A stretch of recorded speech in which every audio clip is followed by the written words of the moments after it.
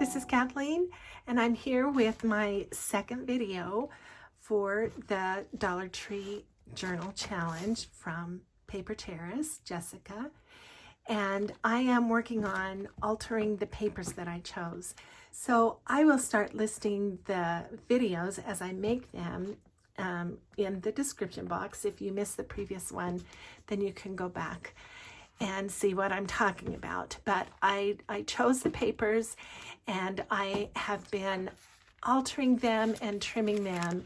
I've done some painted papers from the white sketch pad, and I've done some kind of self-dyeing with the composition notebook papers. So those are basically the two kinds of papers that I have.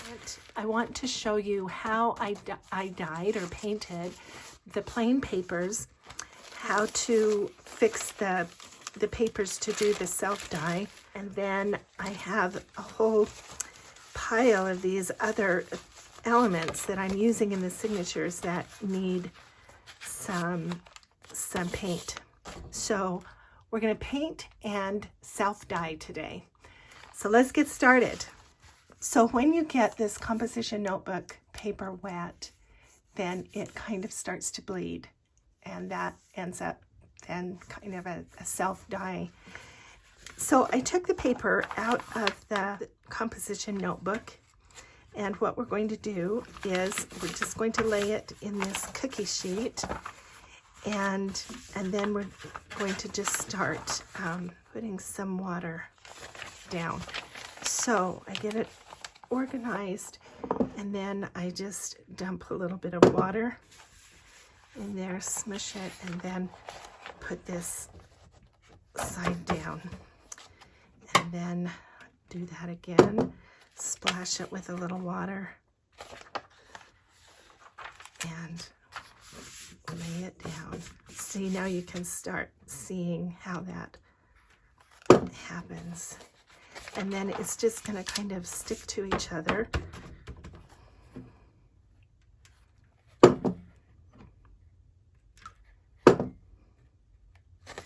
If you use a lot of water, then it's going to give you a pretty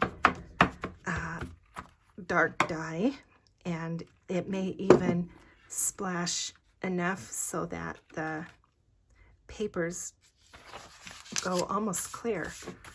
So you do one side first. We'll just kind of stop there, and then we'll do the other side. Turn this around, begin again at the back.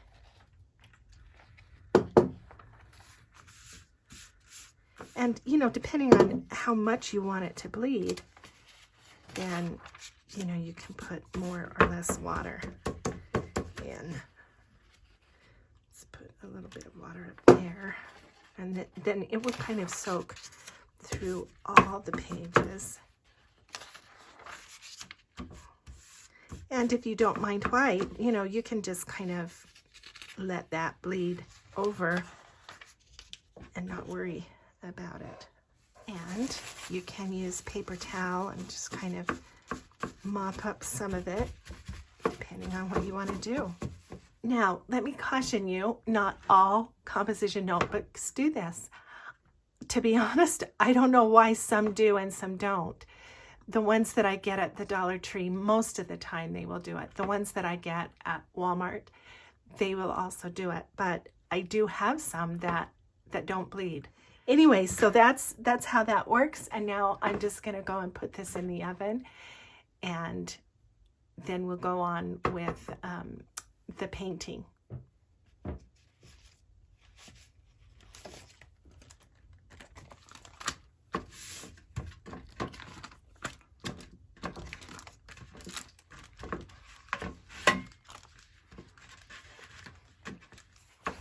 Okay, the next step is to paint the white papers, and this is the way it turns out. It has kind of a pearlized finish. I don't know if you can see that, but it's really very pretty, and I'm really pleased with how it's turned out. So let me show you how to do this. I started out with this paint, and it's turquoise color, but I wanted it to be just a little bit more green to kind of match up with some of this green. And so I was going more for a robin eggs blue rather than the turquoise. But so I mixed up a couple of different paints. And this one is a mix of this turquoise color and this gold metallic acrylic paint. This one, you have to put a lot in to change the color of this. I was disappointed in this as a color mixer because the yellow or the gold is just, the pigment is not strong. And so I had to get into my stash and use just a little bit of yellow to make the green better. So you can see that gold there on the bottom. It's really more, I don't know, it's like more pearlized somehow. Anyway, so I just take one sheet of paper and my paintbrush. Get the lid off of this.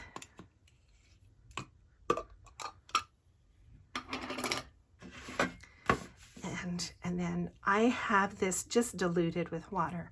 So I can't give you a recipe because paint doesn't measure well, but I just put the paint in the bottom and then I just put some water in until it was a very thin consistency. And then I'm just going to paint it on the paper. And if you want to experiment with, you know, brush strokes and mixing the colors on the page, that would be fun. You would obviously need to recognize that this paper is thin, so it's not going to take a lot of messing about. Okay, so now we've got that covered. First side. Now I'm going to pick it up and flip it over. And then we're going to do this side. Same thing. You can just have it be plain like that, or I think this time I'm going to do just a little bit of splatter on here. So I have my splatter brush and I'm just going to dip it in there, and while the paint is wet, I'm just going to put some splatters on here. That's going to kind of soak in. It's going to be very light when it dries, but it'll be interesting to see. Okay, let me go dry this and I'll be back. Okay, here's the dried paper, and you can see that when the paint was wet and I splattered with more paint, it was able to spread kind of and soak in, which looks different than when you put the paint on dry paper. So here's the way this side looks. So now that it's dried, I'm going to splatter it again, and then we'll see what a difference that makes when the paper is dry.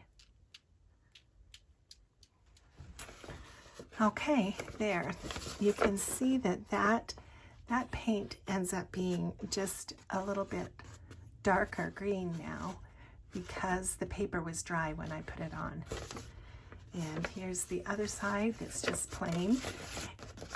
And then this is more of kind of a designer kind of paper.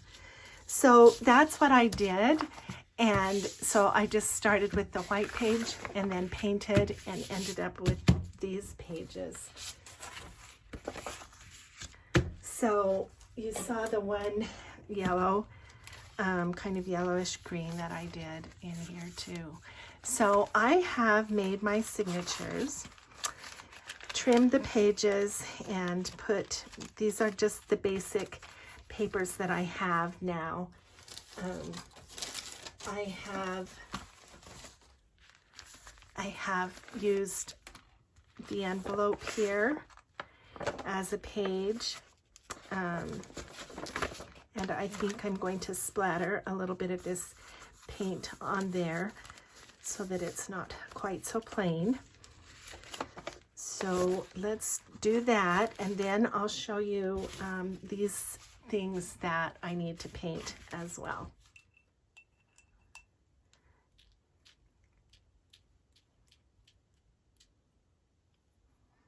Okay, let me dry that. I'll be right back. Okay, I need some of the lighter green on this black. It's not, the blue's not showing up. So we'll put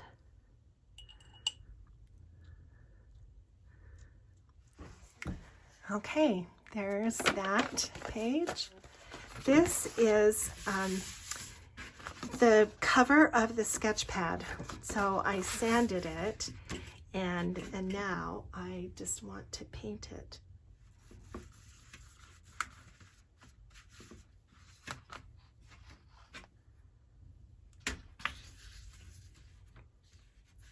I should caution you that the pigment in acrylic paint is sometimes permanent. So you need to be a little careful with the clothing that you wear or things around it, because it might end up staining. Okay, now before I finish and dry this, I want to take a paper towel, because this is has still just a little sizing on it.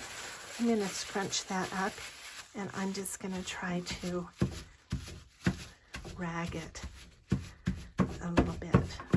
So that will just kind of put some texture into the paint. And when you don't have images, like I don't, I usually, have images to create interest in the signatures, but I don't have images in this signature. So all I can do is use texture to make it interesting. Okay, I'll be right back. Okay, that's how that side turned out, and I like that. Yeah, okay, let me put that aside, and I'm going to use these two pages as shorts. This is from the calendar that I bought. So I kind of want the white on this side, but I certainly want to stain this one. Let's see how that works first, and then we'll do the second one maybe.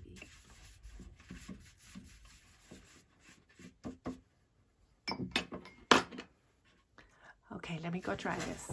All right. Oh, good. So it kind of soaked through, but not very much. I don't even mind these little things that have kind of leaked under there. So this is good.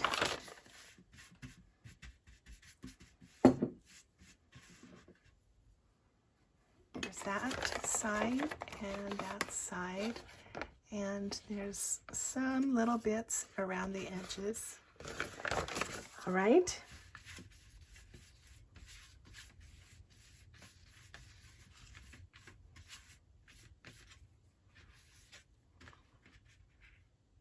And I think I'll leave that white.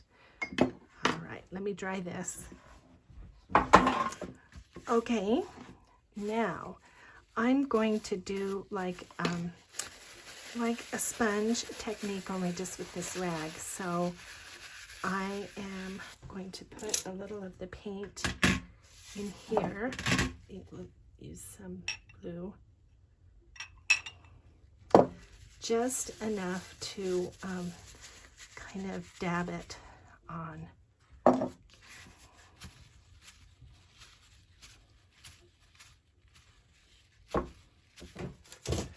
Okay, let me try this. Okay, that's kind of pretty. let's finish that off with just a little, oh, I wanted to show you, I used my scoreboard to put just some scores here so that they would kind of just give it a little texture. And so I do want to bring that out some way. So I think just kind of barely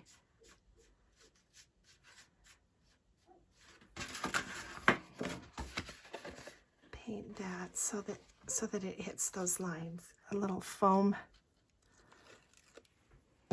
lift. Let's put that here on. Okay, so there, that creates a little bit of dimension. Here is another envelope. Let's just paint this with the green.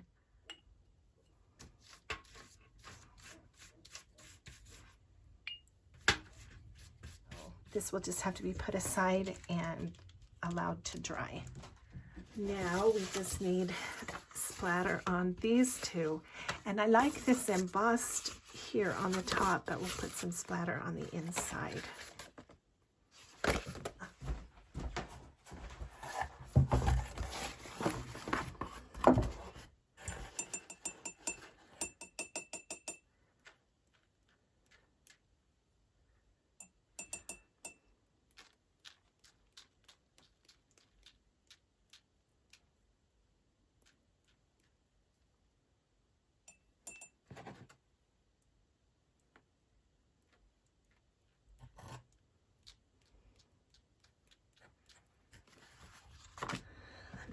Let me clean up a bit. Okay, so with just these two bottles of paint and just a dab of this one, I was able to mix up some thin acrylic and was able to make all of the signature papers for this Dollar Tree journal. So there's the signatures are done. I will probably add these other pages into the signatures, and then we'll see you again with the cover.